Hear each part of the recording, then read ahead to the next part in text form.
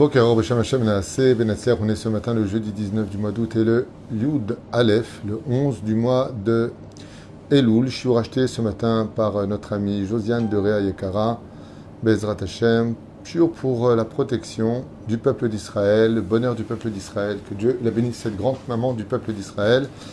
On en profitera en même temps pour souhaiter un très bon Yom Uledet Sameach pour Yaakov Mordechai Ben Avraham de Genève, qu'on embrasse très fort, un grand ami d'Ohel Moshe, que Dieu le bénisse lui et toute sa famille sur tous ses chemins, Bezrat Hashem, Racha Be'atzlacha.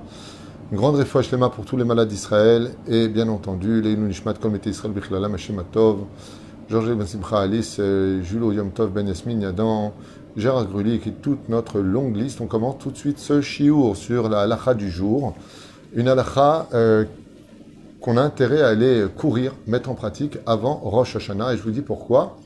Parce que nous arrivons à Shnat HaShmita, nous arrivons à l'année de la Shemitah, comme vous le savez, pour nous cette année. En plus, je crois qu'il y a 2 mois de Hadar. Donc, vraiment, nous préparer à cette très belle année. Vous savez que Mashiach est censé, selon la Gemara dans Sanhedrin, venir sauf Shnat Shemitah. Donc, c'est très proche. La Géoula est vraiment très proche. Si c'est en tout cas propice, nous arrivons dans l'année de la Shemitah. Mais l'année de la Shemitah comprend aussi des halachot que nous allons étudier, bien entendu pas aujourd'hui, mais nous allons les mettre en pratique. On va expliquer un petit peu toutes les lois de la Shemitah qui nous concernent, et aussi une loi par contre pour laquelle on se doit de s'empresser d'aller régler, c'est la Shemitah de l'argent. Ça veut dire qu'il n'y a pas qu'une seule Shemitah, il y a la Shemitah de la terre, la Shemitah des fruits et la Shemitah de l'argent. Qu'est-ce que c'est la Shemitah de l'argent? Eh bien c'est très simple, vous savez que quand venait la Shemitah, les dettes que nous avions les uns vis-à-vis des autres s'annulaient. Et cette loi est toujours en vigueur de nos jours. Ce qui fait qu'il y a une grande différence entre devoir de l'argent à un particulier qu'à une société. Par exemple, si j'ai acheté de la marchandise à une société, je ne suis pas concerné par ce que nous allons expliquer. Vous comprenez combien vous devez partager ce chiour, parce que très souvent on s'emprunte de l'argent. Ok, ça a repris, on a une coupure. Très souvent on s'emprunte de l'argent, et ce qui en ressort, c'est qu'on n'est pas au courant des lois. Nul n'est censé ignorer la loi. Et ensuite, vient la personne et elle nous dit, tu sais, au fait, l'argent que je te devais, tu sais, les 10 000 euros que tu m'as prêtés, je ne te les dois plus. Les 100 000 euros que tu m'as prêtés, je ne te les dois plus. Et effectivement, il pourra aller au Beddin et entendre cette triste nouvelle que l'argent qu'il lui a prêté, il ne le lui doit plus. Comment c'est possible? Arrête, comme le dit le roi David, celui qui s'emprunte et ne rend pas cet argent dans l'intention de ne pas le rendre est appelé rachat. Il n'aura pas de Gan Eden, n'aura pas de Olam Haba, il reviendra en Gilgoul, il lui rendra cet argent. Mais il y a des cas d'exception. Si par exemple maintenant, avant Rosh Hashanah, il s'emprunte de l'argent et que passe Rosh Hashanah, cette personne n'est plus tenue de rembourser cet argent selon la loi, et ce jusqu'à aujourd'hui. C'est pour cela que malheureusement, pendant des siècles, les gens, quand ils arrivaient une année avant la Shemitah, ils prêtaient plus d'argent. Et vous savez que dans le judaïsme, c'est une très grande mitzvah de prêter de l'argent à quelqu'un, si tu peux le faire, et que bien entendu tu fais un contrat. J'ai prêté telle somme devant 2 témoins, tu rends quand l'argent devant les 2 témoins. Il y a des lois pour cela. Et de prêter de l'argent à quelqu'un, non seulement tu fais du chesed, tu crées des anges, mais en plus 11 anges. Mais en plus tu récupères cet argent. C'est extraordinaire que de prêter de l'argent. Sans intérêt, bien sûr, chas veshalom. Il est strictement interdit de prêter de l'argent avec intérêt. Mais la reine, qu'est-ce qui s'est passé? Jusqu'à l'époque de Hillel Azaken, eh bien, les gens cessaient de prêter de l'argent l'année qui précédait la Shemitah, disant, c'est un problème. Si je lui prête cet argent et qu'il ne me le rend pas avant la Shemitah, il va me faire traîner. Après, je ne pourrai plus récupérer cet argent. Hillel Azaken a institué un contrat qu'on appelle le prosbol. Il a réuni les chachamim, et afin que les pauvres ou que les personnes dans le besoin puissent continuer à s'emprunter, même si à la Shemitah, il a fait ce qu'on appelle le pont de la Shemitah, le prosbol. C'est-à-dire que maintenant, nous allons faire un contrat spécial que vous trouverez dans toutes les rabbanoutes. Vous allez là-bas, vous demandez un prosbol, c'est rien du tout à remplir. Il y a des cases à remplir, que même s'il y a la Shemitah, eh bien, viennent 2 témoins qui signent. Celui qui s'est emprunté l'argent signe, celui qui a prêté l'argent signe, et c'est très simple. Ainsi donc, même si la Shemitah vient, l'argent que je t'ai prêté, tu me le dois toujours. Mais si, par exemple, une personne avait prêté beaucoup d'argent, par exemple, il y a déjà 10 ans, si aujourd'hui nous rentrons dans la Shemitah, ça veut dire que la Shemitah est déjà passée il y a 7 ans en arrière. Donc, si tu n'as pas fait le prosbol de cette époque antique, il y a déjà plusieurs années en arrière, et que maintenant tu vas le faire, c'est plus valable. Parce que la Shemitah précédente a annulé la dette de celui qui te devait cet argent avant la date de la Shemitah d'il y a 7 ans en arrière. La reine, ne tombez pas dans le piège.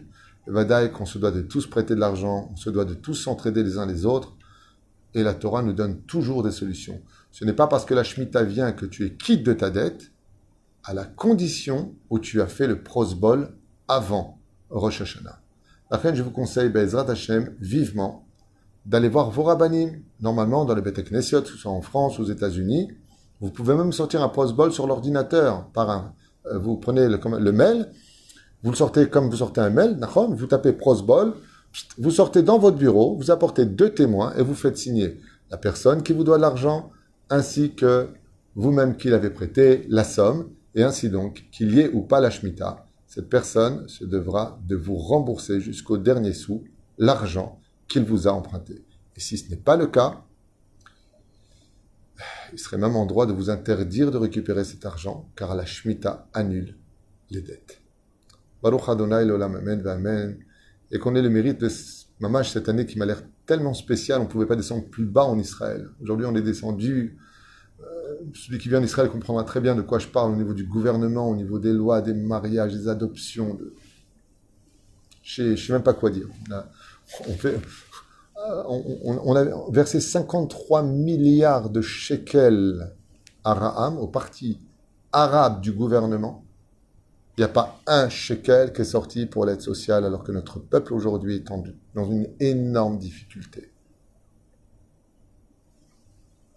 Je pense que celui qui regarde un tout petit peu ce qui se passe autour de nous comprend qu'on ne pouvait pas descendre plus bas, et qu'en général on allume la lumière que quand il fait extrêmement obscur dans une pièce.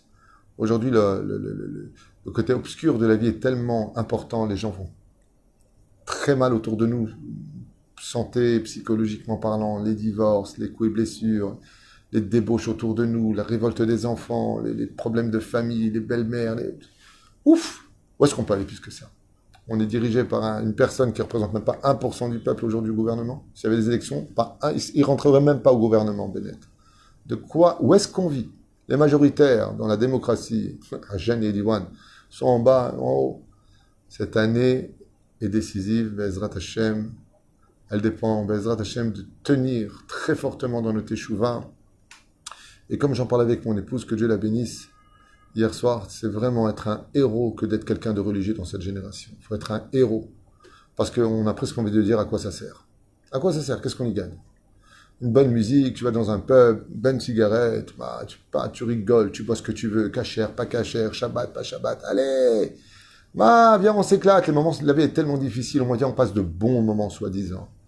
Et nous, on est là en train de tenir le chapeau, on ne peut pas aller à la piscine parce que c'est mélangé, on ne peut pas aller à la plage. Mais nous, par contre, ils nous donnent des plages pourries pour les religieux, petites et pourries. Mais les autres, par contre, pour bronzer, montrer leur corps, tout est à l'avantage de chacun. Nora ve'ayom rabotai. Nora ve'ayom. Et pourquoi? Parce que Akadosh Baruch Hu voulait qu'à la fin des temps, Be'ezrat Hashem Itbarach, la teshuva ne soit faite que pour le nom de Dieu, sans aucun intérêt. Pour que le mérite de la Géoula soit grand, Dieu a retiré presque tous les avantages que d'avoir un kissou sur une tête, une kippa sur une tête ou d'être religieux. Qu'est-ce que tu y gagnes d'être Shomer Shabbat? Qu'est-ce que tu y gagnes de manger kasher? Qu'est-ce que tu y gagnes de rester fidèle à la Torah, les mitzvot et à ta famille? T'as une belle femme super, va, prends-la, que c'est l'affaire de l'âme de l'autre. Allez, devenons égocentriques, égoïstes, mauvais. Et le pire, c'est que ces gens réussissent. Et ceux qui sont dans la Torah, rien qui souffre, rien qui galère. Pourquoi?